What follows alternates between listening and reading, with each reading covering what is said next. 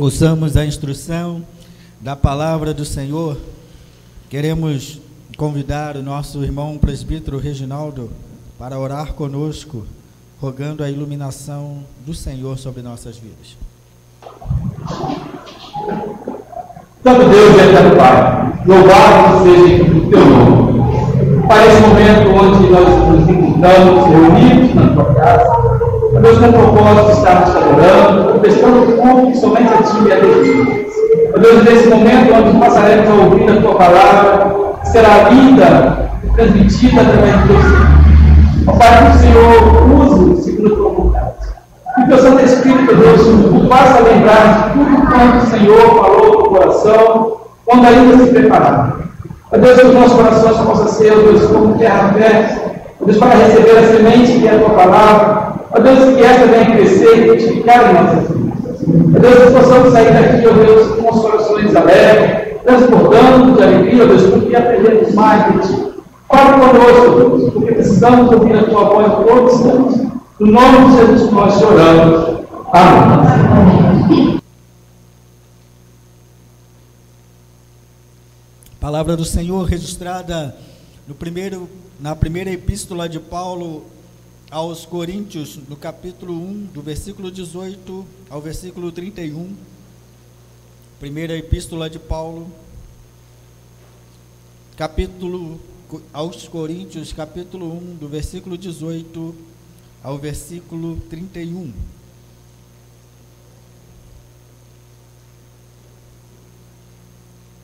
Diz-nos a palavra do Senhor: certamente a palavra da cruz é loucura para os que se perdem, mas para nós que somos salvos, poder de Deus.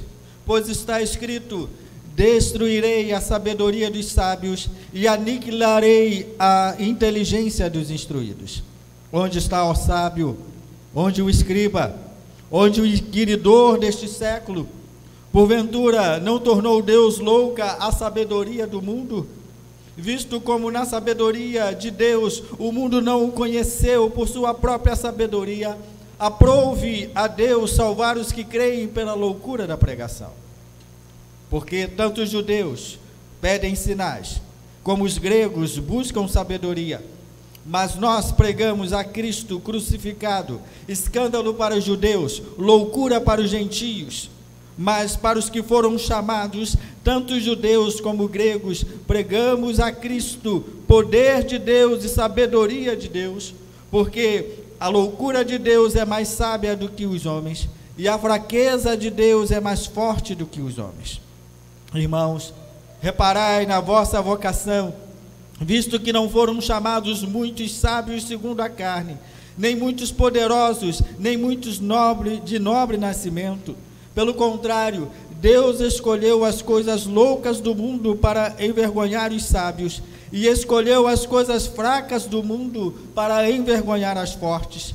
E Deus escolheu as coisas humildes do mundo, e as desprezadas, e aquelas que não são, para reduzir a nada as que são, a fim de que ninguém se vanglorie na presença de Deus. Mas vós sois dele em Cristo Jesus, o qual se nos tornou da parte de Deus sabedoria, justiça e santificação e redenção, para que, como está escrito, aquele que se gloria, glorie-se no Senhor. Palavra do Senhor que nos edifica. Queridos, como todos os seres humanos, nós queremos ver razão e lógica em tudo aquilo que nos cerca. Buscamos, sim, alguma razoabilidade quando alguém nos apresenta algo que aos nossos olhos parecem espetaculares. Buscamos, sim, uma lógica quando a nossa mente não consegue compreender algo lógico para explicar tal coisa ou tal ato. E quando as coisas fogem dessa realidade, quando as coisas nos parecem espetaculares, que nos fogem à razão, e quando as coisas nos parecem tão extraordinárias que nos fogem à lógica, nós então somos inclinados a duvidar.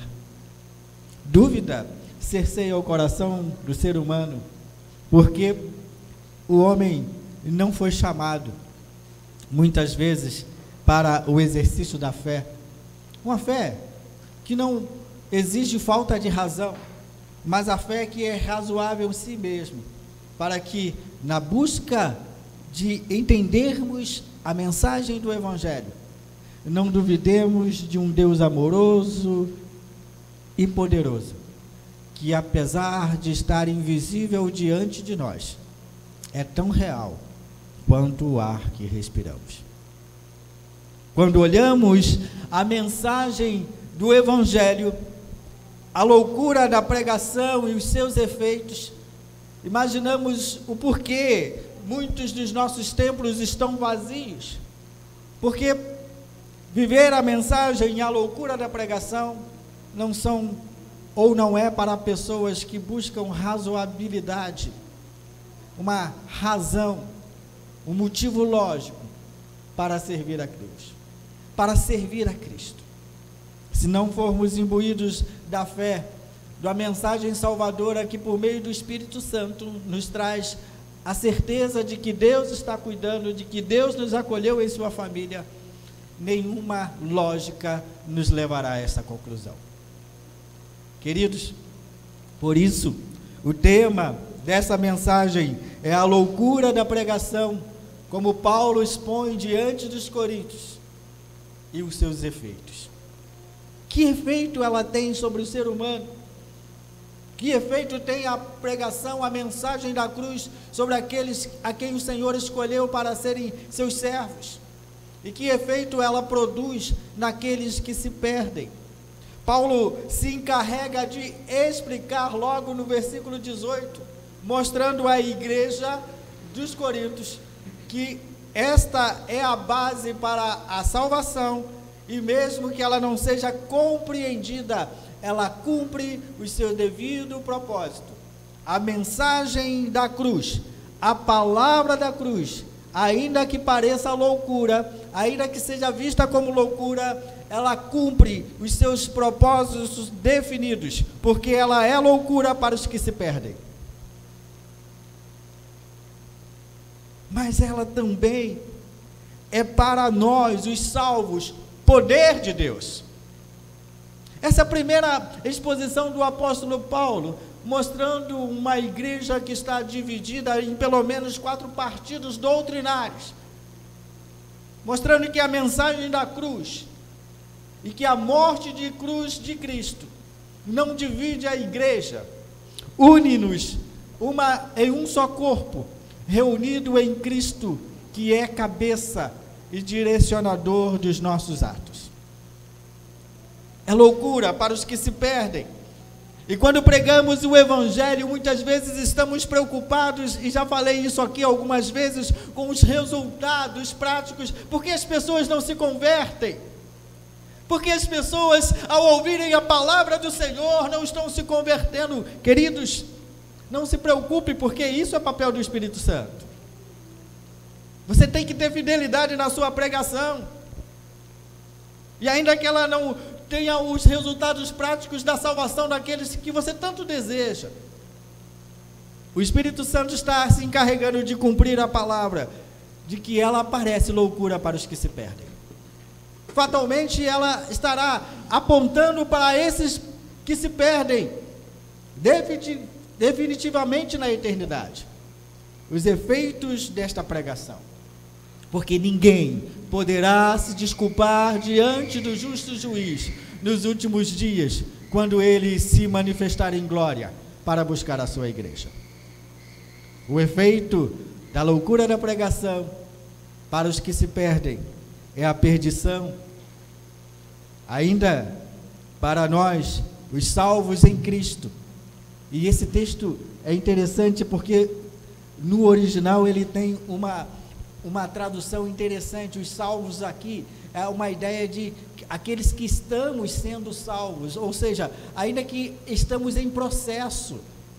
Isso não significa que a salvação não seja definitiva para aqueles a quem o Senhor Jesus Cristo morreu, mas sim, estamos caminhando, e a nossa caminhada é uma caminhada que produz frutos, de uma caminhada de salvos, que ainda não conquistando plenamente os efeitos da salvação, são plenamente salvos no Senhor Jesus, e olham com esperança o momento da redenção.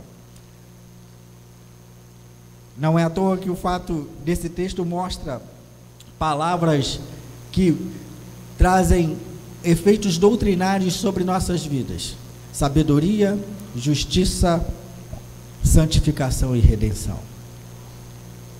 Mas nós encontramos então o apóstolo Paulo agora trazendo a sua arguição, a sua explicação, explicando aos coríntios a ideia de unidade de igreja, mostrando que fomos unidos por uma mesma mensagem, e essa mensagem que nos uniu não nos permite dividir em partidos, não nos permite dividir em categoria de pessoas, pois para Deus não temos nada que pudéssemos atrair a sua atenção de especial.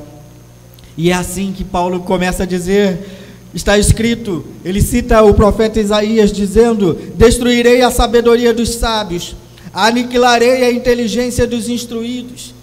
E aí ele pergunta exatamente as coisas que estão dentro do seu tempo, dentro da sua ideia de vida, e que a igreja dos coríntios estão experimentando, e que nós podemos experimentar nos nossos dias.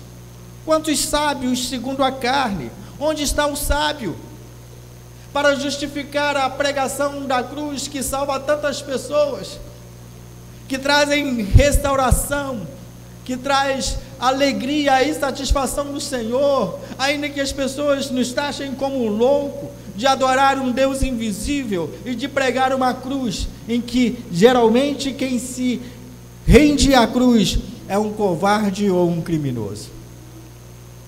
Onde está o sábio para justificar isso? O escriba? Paulo está se direcionando àqueles que são judeus, que no Antigo Testamento olhavam e escreviam as Escrituras, tinham a responsabilidade não só de reproduzir em letras os que os profetas diziam, mas também de alimentar o povo com a mensagem de esperança na vinda do Messias. Onde está o escriba que pregou tanto, que ensinou tanto a esperança da vinda do Messias, e quando essa realidade acontece, ele não consegue entender, ele não consegue presenciar, ele não consegue aceitar? Onde está o inquiridor deste século? E por inquiridor estão sendo incluídos aqui aquelas pessoas que se utilizavam das filosofias, tanto os estoicos como os epicureus, famosos por levantarem questões sobre a razoabilidade da vida, sobre as questões da razão de estarmos vivendo, o porquê de tudo isso. Paulo então questiona: onde está o inquiridor deste século? Em confronto com a palavra da cruz, pode trazer redenção, pode trazer alegria, pode fazer com que as pessoas se sintam salvos em Cristo Jesus, livres das suas misérias, livres dos seus pecados. Será que muitas vezes, queridos, por uma boa palavra nós somos capazes de chorar? Por uma boa oratória as pessoas nos levam às lágrimas, mas somente o Espírito Santo pode mudar o nosso coração, pode transformar a nossa vida de um pecador inveterado e totalmente submisso a Jesus Cristo Senhor. É somente o Espírito Santo que tem esse poder. Não está na explicação do homem, não está na ideia de um homem buscar razão, porque as coisas existem, porque as coisas são como são. No fim, nada disso importa. O apóstolo Paulo diz, então, não tornou Deus louca a sabedoria do mundo. E ele explica exatamente isso à igreja, dizendo que a igreja, para viver na unidade, precisa se render à sabedoria de Deus. E Paulo então faz uma denúncia que é preciso ser vivenciada dentro das igrejas, dentro do século 21, em pleno século 21. Essa denúncia do apóstolo Paulo no versículo 21, visto que na sabedoria de Deus o mundo não conheceu por sua própria sabedoria, aprove a Deus salvar os que creem pela loucura da pregação. Não são palavras bonitas que salvam. Não são palavras que nos fazem chorar por belos poemas que nos são recitados. É a palavra da cruz, que o mundo atribui a um ato covarde, e os salvos entendem como um amor eterno de Deus. A cruz tem explicação para o mundo obstinado em atribuir fraqueza ao ato de Jesus Cristo, mas para o salvo, o que constitui fraqueza da parte de Deus é um amor revelado ao extremo, o amor que levou às últimas consequências, o Salvador, o Senhor da vida. Esse texto, queridos, nos chama para uma reflexão, de olharmos para a Deus e não entendermos como uma mente humana pode compreendê-lo. Nós não temos como chegar à compreensão disso. Quantas vezes queremos explicar o objeto da nossa salvação, nós conseguimos até mesmo entender que Jesus Cristo, por seu amor e por sua misericórdia, nos salvou, mas temos que recolher-nos à nossa ignorância quando queremos explicar o motivo como isso aconteceu. Eu não tenho como explicar porque Deus, sendo justo e santo, me amou, um pecador inveterado e perdido. Eu sei que Ele fez isso, mas eu não sei porque Deus resolveu me amar. Eu não sei porque Deus resolveu te amar, te tirando do lamaçal do pecado, te livrando da escravidão, do inferno. Eu não sei. E nessa situação me recolho à ignorância, porque é mais sábio entender e submeter à vontade de Deus do que buscar explicação para tudo. Esse é o texto. Os judeus então procuram sinais, e nós lemos o texto lá do capítulo 2 de João, onde os judeus estão pedindo sinais a Jesus. Mostra os seus milagres para crermos em Ti. Essa é a justificativa dos judeus. Jesus não deu sinais, Jesus não apresentou evidências para que pudéssemos crer nele. É assim. Os judeus pediam sinais, façam seus milagres e então creremos em Ti. Os gregos, por sua vez, estavam rogando a sabedoria, buscando sabedoria, e essa sabedoria era uma sabedoria que se justificasse por conhecimentos humanos. Tudo que ultrapassa a minha questão, que passa a compreensão da humanidade, eu não aceito como verdade. Era assim que os gregos pensavam. O fato de discutir, dos epicureus, dos estoicos, discutirem a razoabilidade, a razão da vida, eles buscavam explicar por coisas razoáveis, por coisas que seriam contundentes para explicar. O Evangelho não se presta esse papel. É por isso que muitas pessoas não frequentam nossos cultos regulares, porque não é lógico, porque não é razoável. A mensagem da cruz não lhe transmite algo confiável e nenhuma verdade que possa salvar.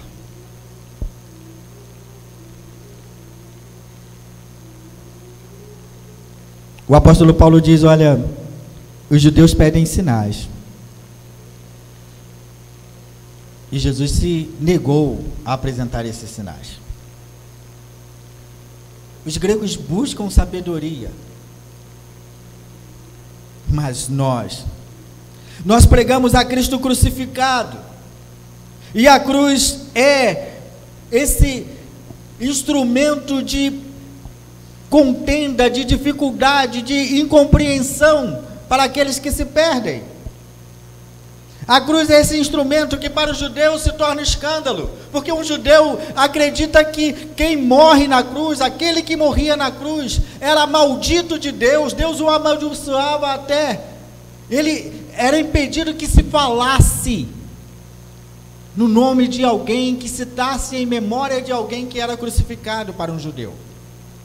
O judeu pensava da seguinte forma, como nós pensamos hoje, nós numa mesa de jantar, nós não falamos sobre cadeira elétrica, nós não falamos sobre enforcamento, essas coisas não fazem parte do nosso cotidiano. Para os judeus, uma pessoa que fosse à cruz, Deus o amaldiçoava. E como Jesus pode ser considerado o Salvador do mundo, se ele se submeteu à cruz?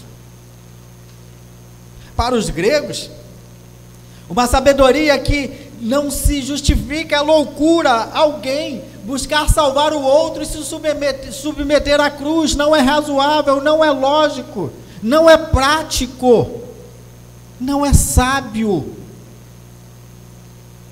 Assim, a cruz é um ato de escândalo para os judeus e um ato de covardia para os gregos. Alguém que se acovardou. Nós pregamos a Cristo crucificado, e essa cruz que é motivo de tanta contenda entre judeus e gregos, para os salvos é aquilo que nos apegamos como uma verdade que nos legou à salvação. Os judeus nós fomos chamados assim, diz o apóstolo Paulo, nós fomos chamados, tanto judeus como gregos, e para que os que fomos chamados, pregamos a Cristo, o poder de Deus e sabedoria de Deus. Que importa que o mundo diga lá fora, que quem morre na cruz só pode ser alguém amaldiçoado, quem morre na cruz só pode ser alguém que se afetou como um bandido, como alguém, um criminoso cruel, e em um ato covarde se entrega à cruz. Como essa pessoa pode se autodenominar ou pode ser reconhecida como Salvador do mundo? O apóstolo Paulo diz: olha, nós fomos chamados para não termos a compreensão do mundo a respeito de Cristo, a respeito do evento da cruz, porque a interpretação dos judeus obstinados em pecar é que Jesus é escândalo, motivo de escândalo para a sua nação, e os gregos explicam que não seria sábio, não seria produtivo se render à cruz, quando o objetivo era salvar os seus eleitos. Nós fomos chamados, queridos, para ver nesse ato divino, nessa revelação de amor eterno, a ação de Deus em nos providenciar como expiação algo que não poderíamos pagar. Não foi um ato de covardia, não foi um ato de escândalo, mas foi a revelação do amor no seu mais alto grau, em Deus nos oferecer seu Filho para que pagasse a nossa dívida que nós não podíamos pagar. A loucura de Deus é mais sábia do que os homens. Deus é louco, pois essa loucura é mais sábia do que os homens. Nós não podemos atinar para um Deus que se expõe e se coloca diante da humanidade, providenciando para essa humanidade uma salvação, entregando seu próprio Filho como oferta e sacrifício. Parece-lhe loucura, pois esse Deus fez isso por amor. Parece fraqueza, porque a fraqueza de Deus é mais forte do que os homens. Parece fraqueza, o ato de alguém que se submete à cruz, alegando com esse ato salvar a humanidade. Não, foi um ato de perdão, foi uma atitude de, através dos braços abertos daquele que se submete à cruz, abraçar o mundo e oferecer perdão dos pecados, oferecendo o ministério da reconciliação. Paulo, depois dessa exposição, ele chama a igreja para a compreensão dessa sabedoria. Não se preocupe com o escárnio das pessoas que estão lá fora e que tem tantas definições para a atitude de Cristo na cruz. O que ela significa para você que foi salvo, que foi chamado? Queridos, é muito fácil a gente viver seduzido e ver os nossos jovens serem seduzidos em plena adolescência, em plena juventude, sobretudo aqueles que estão frequentando os campos de universidades. Porque a primeira coisa que as pessoas colocam em dúvida é: que Deus é esse? Um Deus fraco que se submete à cruz? Que Deus é esse? A ponto de nossos jovens, e parece que não tem ensino suficiente nas nossas igrejas, se perverterem, se perderem, porque anos de aconselhamento de pais, de instrução da palavra de Deus dentro das nossas escolas dominicais, são perdidos por frases bem colocadas de pessoas ateias, pessoas que professam o ateísmo. Anos de dedicação, de estudo da palavra, de ensino dentro dos nossos lares, estão sendo perdidos, porque as pessoas se submetem dizendo: não acredito em Deus. Deus do meu pai? Não. Deus da minha mãe? Quantas pessoas se envergonham do evangelho, queridos? Adolescentes e jovens: e aí, você é crente? Não, eu só vou na igreja, acompanho papai e mamãe, né?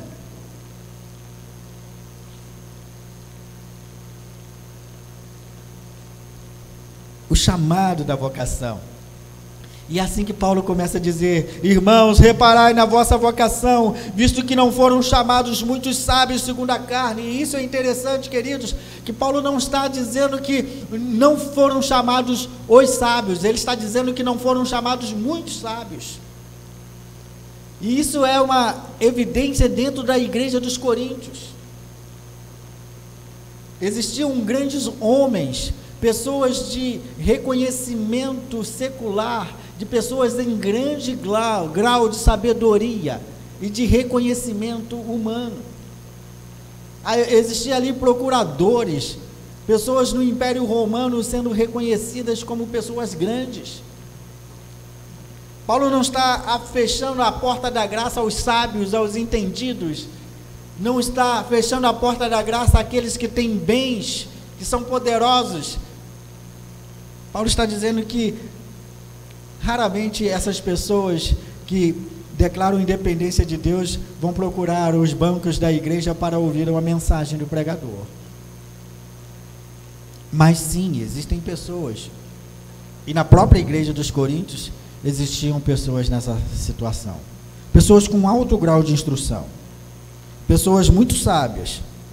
Mas Paulo agora evidencia: olha, não é a maioria da igreja que está enquadrada nessa questão de sabedoria humana. Não há requisito para a salvação em que você se justifique entender a mensagem da cruz com sabedorias humanas. Não é preciso isso. Não foram chamados nem muitos poderosos e nem muitos de nobre nascimento. Pelo contrário, Deus escolheu as coisas loucas do mundo para envergonhar os sábios, e escolheu as coisas fracas do mundo para envergonhar as fortes. Corpo apostólico, queridos, o corpo apostólico é composto de 12 pessoas, e na sua maioria pessoas rudes, pescadoras, e quando vão defender o evangelho, no Atos capítulo 3 e 4, eles então causam admiração no sinédrio, porque são homens iletrados, sem cultura, e falam com tanta ousadia que eles não podem negar a realidade da cura de um homem e do poder de Deus. Queridos, Deus não te chamou para se preparar para então se tornar um cristão. Deus te chamou para ser servo. Ainda que você não tenha qualificações humanas e reconhecimentos humanos. Quantas vezes queremos reconhecimentos de pessoas que deveriam nos devotar algum tipo de apreço por quem somos? No Evangelho não é assim que funciona. Somos todos iguais. Acrescente-se o fato que na igreja primitiva, um escravo poderia ser líder. Ele poderia, sim, ser um bispo e estar assenhorando-se de seu senhor, a quem ele tinha o trabalho, o dever de trabalhar e obedecê-lo. Na igreja, o senhor era subordinado. O problema do Império Romano com a igreja sempre foi esse. Porque a igreja do primeiro século tinha o poder de igualar e nivelar as classes. Enquanto o Império Romano não aceitava isso. Existiam os nobres e eles tinham o seu lugar de destaque. E existiam a ralé, que não se comunicavam e não se interagiam. Dentro da igreja, todo mundo entrava, assentavam-se nos seus bancos e, por incrível que pareça, se chamavam de irmãos. Não eram senhores. Ali não eram escravos. Ali eram pessoas unidas pelo laço da cruz. Não somos melhores do que ninguém. Deus não nos chamou para evidenciar aquilo que nós sabemos, mas para receber a sabedoria de Deus e nos aquietarmos diante das coisas que incomodam o nosso coração e afetam nossa mente. Deus escolheu as coisas humildes e desprezadas, e aquelas que são, e são aqui significa coisas de ilibada reputação, de coisas que são reconhecidas como fatos, como realidades, e que são levadas em autoestima, para reduzir a nada as que são, a fim de que ninguém se vanglorie na presença de Deus. Diante de Deus estamos nivelados por baixo. O ser humano é pecador, e até que ele reconheça a graça de Deus na sua vida, até que o momento dele reconhecer a necessidade de Deus na sua vida, ele não deixará essa condição de, ainda que pecador, mas redimido pela graça do Senhor. Não somos diferentes, não somos melhores. A humanidade está nivelada por baixo. Não assentamos nos bancos da igreja porque merecemos, mas fomos alcançados pela graça divina. Paulo encerra esse texto mostrando os valores de Cristo, dizendo: ele sim tem valor, mas vós sois dele em Cristo. Mostra-nos o ministério da reconciliação. Deus em Cristo nos readquiriu e mostrou então pelo ministério da redenção, em que Cristo se faz a sabedoria, em que da parte de Deus Cristo é a sabedoria, a palavra viva que nos edifica. Cristo também se torna a nossa justiça, porque na cruz ele nos justificou dos nossos pecados. Cristo se torna a nossa santificação, porque à medida da sua intimidade com o Pai, nos levando à família, nos alçando ao lugar de sua família, exige de que todo aquele que pertence a Deus seja um santo como Ele é. Não de plenamente santificados, queridos, pois nós não alcançaremos aqui. Mas o texto nos leva ao momento de esperança. Santificados até o momento da redenção. E redenção aqui é um fato que aconteceu, mas na realidade de posse definitiva somente na eternidade. Uma redenção de algo que acontece e que nos traz a garantia de que, ainda que as coisas nos pareçam difíceis aqui, caminhe com Jesus, ande com Jesus. Não busque as recompensas do mundo. Não busque explicação para tudo aquilo que você acha que na vida precisa ter uma explicação para que você aceite como razoável. Ande com Jesus, Ele te oferece a recompensa. E a redenção está te reservada na eternidade, definitiva na eternidade. Paulo encerra esse texto colocando todo mundo, né, debaixo do salto, né? No termo bem do século 21, desce do salto. Desce do salto. E é assim que ele encerra o versículo 31. Porque aquele que se gloria ser alguma coisa, glorie-se no Senhor. Queridos, nós não fomos chamados para termos posição de privilégio dentro da igreja. Fomos chamados para sermos servos. E se quisermos servir a Deus, esse é o nosso lugar.